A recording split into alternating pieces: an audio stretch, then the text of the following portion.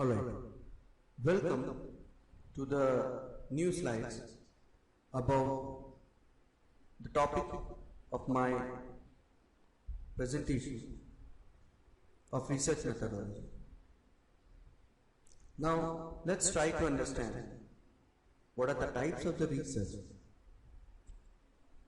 I presented here with a flow chart depicting the types of research from three different perspectives. So the types of research can be looked at from three different perspectives. First, we have applications of the findings of the research study. The second, the objective of the study. And the third, the mode of inquiry used in conducting the study. The classification of the type of a study on the basis of these perspectives is not mutually exclusive.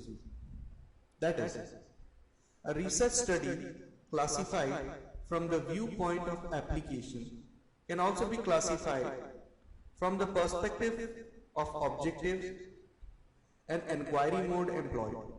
For example, a research project may be classified as pure or applied research from the perspective of applications, as descriptive, correlational, explanatory, or exploratory, and as a qualitative or quantitative, the perspective of the inquiry mode employed.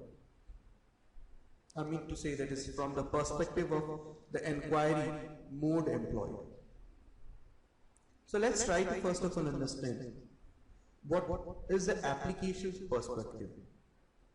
If you examine a research endeavor from the perspective of its application, there are two broad categories.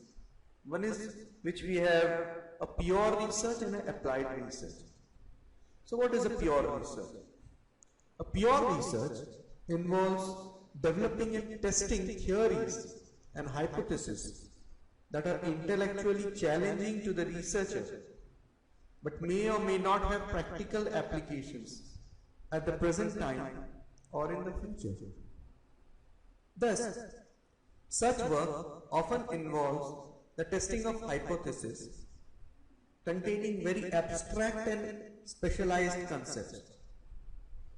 Pure research is also concerned with the development, examinations, verification, and refinement of research methods, procedures, techniques, and tools that form the body of research methodology.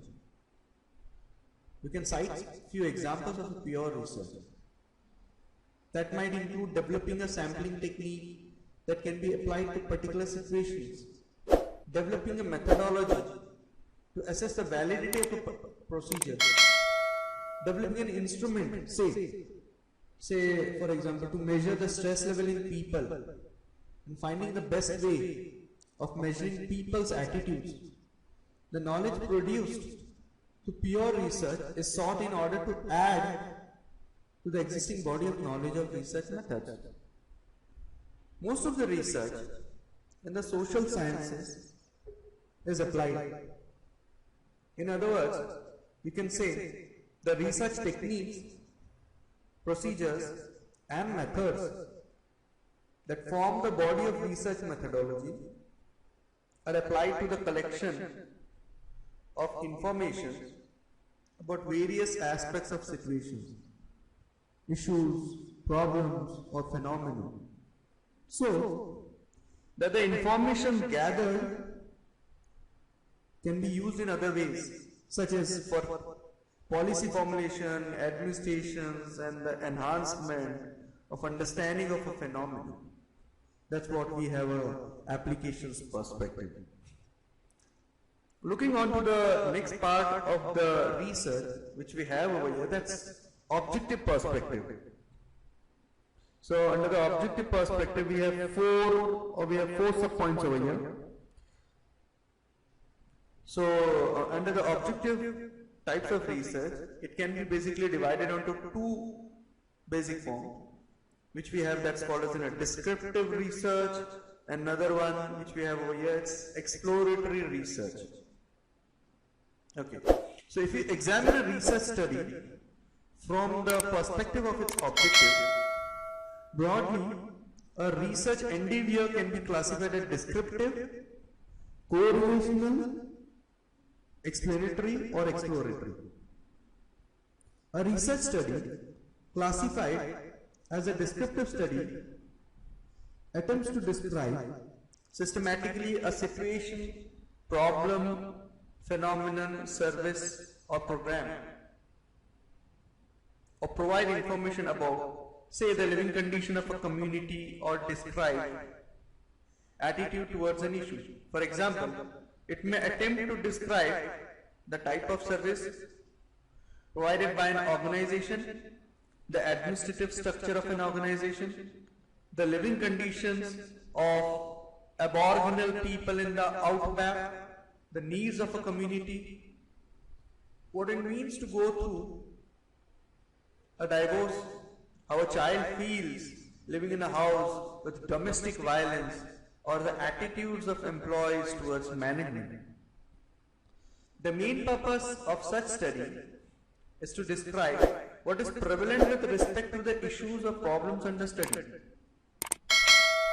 The main emphasis in a correlation study is to discover or establish the existence of a relationship, association, interdependence between two or more aspects of a situation.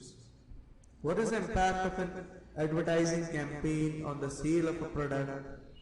What is the relationship between stressful living and the incidence of a heart attack? What is the relationship between fertility and mortality? What is the relationship between technology and unemployment? What is the effect of a health service on the control of a disease or the home environment on educational achievement? These studies examines whether there is a relationship between two or more aspects of a situation or phenomenon, and therefore they are called as in correlation studies. On the other hand, we have an explanatory research. Now what's exactly the explanatory research? So explanatory research is basically it attempts to clarify why and how there is a relationship between two aspects of a situation or phenomenon. This type of research, it attempts to explain, for example, why stressful living results in heart attacks, why decline in a mortality is followed by a fertility decline, or how the home environment affects children's level of academic achievement. The fourth type of research, from the viewpoint of the objective of a study, is called exploratory research. This is when a study is undertaken with the objective either to explore an area where little is known or to investigate the possibilities of undertaking a particular research study. When a study is carried out to determine its feasibility, it is also called as a feasibility study or a pilot study. It is usually carried out when a researcher wants to explore areas about which he or she has a little or no knowledge. A small scale study is undertaken to decide if it's worth carrying out a detailed investigation. On the basis of this assessment made during the exploratory study, a full study may involve. Exploratory studies are also conducted to develop, refine, and test measurement tools and procedures. The third perspective in our typology of research concern, the process you adopt to find answers to your research question. Broadly, there are two approaches of inquiry. The structured approach and another one is an unstructured approach. So in the structured approach, everything that forms the research process, objectives, design, sample, and the questions that you plan to ask of respondent is predetermined. The unstructured approach, by contrast, allows flexibility in all these aspects of this process. The structured approach is more appropriate to determine the extent of a problem, issue or phenomenon, whereas the unstructured approach is predominantly used to explore its nature. In other words, we can say variations or diversity in a phenomenon, issue, problems or attitudes towards an issue. For example, if you want to do research, the different perspective of an issue, the problem experienced by people living in a community, or the different views people hold towards an issue, then these are better explored using unstructured inquiries.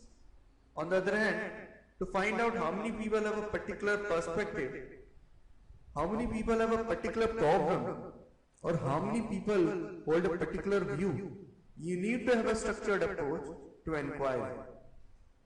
Before undertaking a structured inquiry,